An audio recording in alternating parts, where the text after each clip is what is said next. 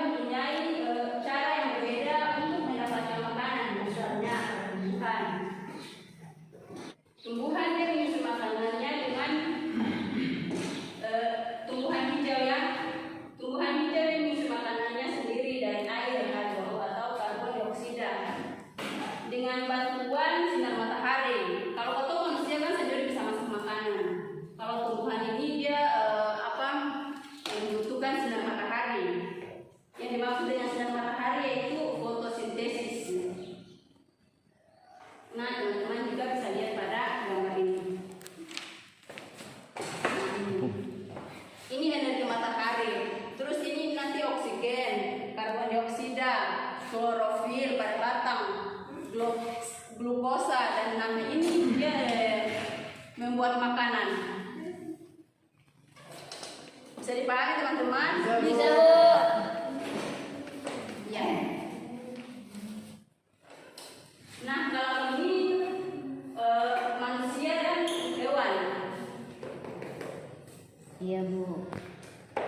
Berikutnya pekat terhadap rangsangan atau yang disebut dengan iritabilitas. Nah, teman-teman langsung sentuh yang itu namanya putri malu. Sudah, Bu. Putri malu kalau disentuh dia akan mengutuk. Iya, Bu. Itu yang disebut dengan pekat terhadap rangsangan atau iritabilitas. Contohnya kayak gini. Iya, Bu. Sudah, Bu. Berikutnya bernapas. Nah, bernapas atau disebut dengan respirasi. Coba kalau teman-teman saya mau mulu. Udah bisa napas kasih. Tidak, Bu. Bernapas atau yang disebut dengan respirasi yaitu proses mengambil oksigen dan mengeluarkan karbon dioksida. Itu proses pernapasan pada manusia. Sedangkan pada tumbuhan dia atau manusia keluarkan karbon dioksida atau menghirup oksigen. Nah, kalau pada tumbuhan dia menghirup oksigen, menghirup karbon dioksida. Terus dia mengeluarkan mengeluarkan oksigen. Nah, dari situ kamu bisa mengambil oksigen. Tumbuhan dan manusia dia saling apa? Ya, membutuhkan. Kita mengeluarkan karbon dioksida untuk tumbuhan menghirup, sedangkan tumbuhan dia mengeluarkan oksigen untuk kita manusia hirup. Nah, alat pernapasan pada manusia ada yang teman-teman bisa hidung, alat pernapasan pada manusia. Paru-paru.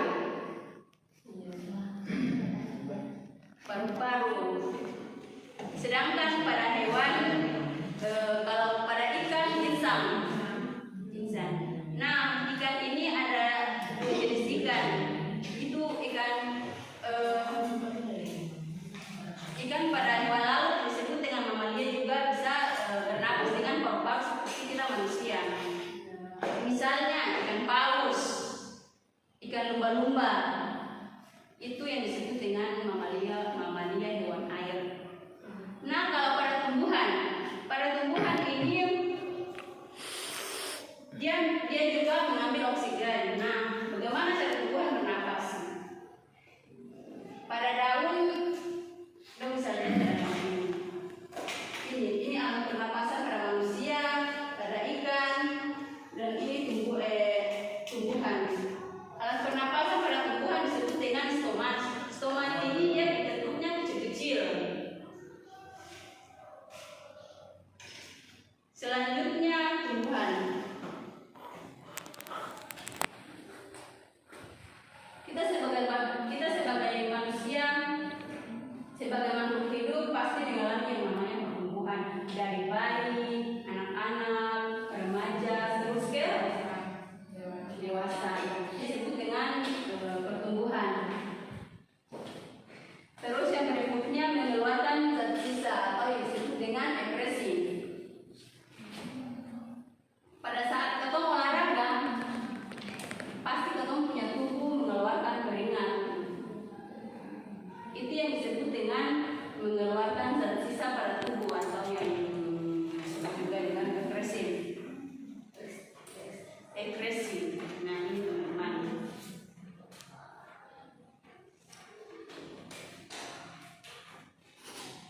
Terus berkembang biak.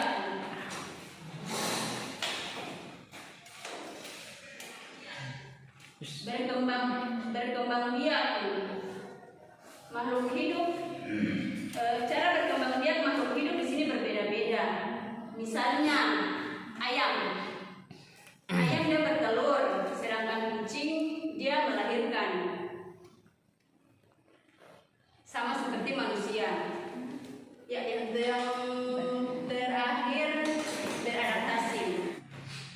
teman-teman, kalau pada ini musim-musim gugur atau musim angin, terus itu pergantian daun-daun yang gugur.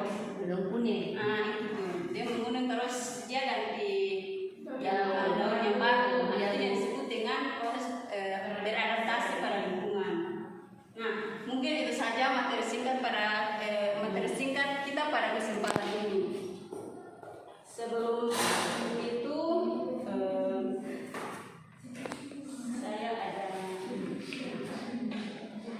tabel ini dia bisa membantu kita untuk membedakan mana yang disebut dengan makhluk hidup dan yang bukan makhluk hidup. Nah kan teman-teman harus bisa lihat ciri-ciri makhluk hidup yang kayak begini. Nah kalau yang sudah termasuk dalam ciri-ciri ini berarti dia bukan makhluk hidup. Bisa dipahami? Bisa Ibu. Waktunya selesai. Kalau kita kelompok bisa kumpul. Iya Bu.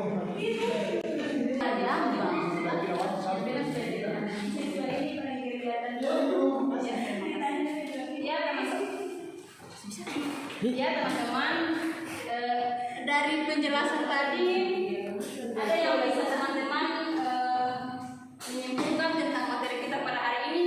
Ada Bu. Ya, kesimpulan dari materi kita ini, kesimpulannya, ya dari penjelasan kita dapat disimpulkan bahwa makhluk hidup mempunyai sifat atau ciri. Ciri-ciri tersebut adalah gerak, makan, peka terhadap rangsangan, bernafas, tumbuh, mengeluarkan zat sisa atau agresi, berkembang biak dan beradaptasi. Nah, makhluk hidup dan tumbuhan dia mempunyai ciri yang berbeda untuk melakukan atau ini. Ya, melakukan ciri-ciri tersebut.